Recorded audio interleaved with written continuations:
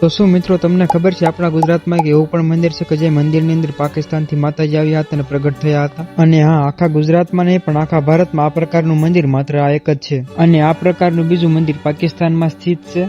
તો હું વાત કરી રહ્યો છું માં હિંગળાજના મંદિરની, જે આખા ગુજરાતમાં નહીં પણ આખા ભારતમાં માત્ર આ પ્રકારનું એક જ મંદિર આવેલું છે. આપણા ગુજરાતની અંદર સૌરાષ્ટ્રની ધરતી અને સૌરાષ્ટ્રની ધરતીમાં આવેલો સુરેન્દ્રનગર જિલ્લો અને સુરેન્દ્રનગરમાં આવેલું ચોટીલાથી આશરે લગભગ 11 કિલોમીટર દૂર આવેલું છે કાળાસર ગામ. ને કાળાસર ગામનો કહેવાતો ઠાંગો ડુંગર ને ઠાંગા ડુંગરના પેટાળમાં છે માં હિંગળાજના બેસણા. હવે ઘણા લોકોને એમ હશે કે આખા ભારતમાં મંદિર માત્ર એક જ કેમ કહેવાય છે? તો વાત કરું તો માતાજીનું મૂળ સ્થાન પાકિસ્તાનના બલુચિસ્તાન શહેરમાં આવેલું છે ને ત્યાંથી માતાજી અહીં આવીને બેસણા કરેલા છે. અને આ મંદિરની અંદર માતાજીની કોઈ પ્રતિષ્ઠા કે સ્થાપના કરવામાં આવી નથી, સ્વયંભૂ પ્રગટ થઈ અને પૂજારીને દર્શન આપેલા છે. અને આ સ્થળને હિંગળાજ શક્તિપીઠ નામથી પણ ઓળખવામાં આવે છે.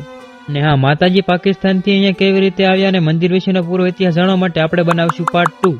અને આપણા આ વિડીયોમાં કોઈ પણની 25 કમેન્ટ આવશે ત્યારે આપણે અપલોડ કરીશું પાર્ટ 2. તો પાર્ટ 2 જોવા માટે કમેન્ટ કરતા જજો અને આવા વિડીયો જોવા માટે લાઈક, ફોલો અને સબસ્ક્રાઇબ કરતા જજો.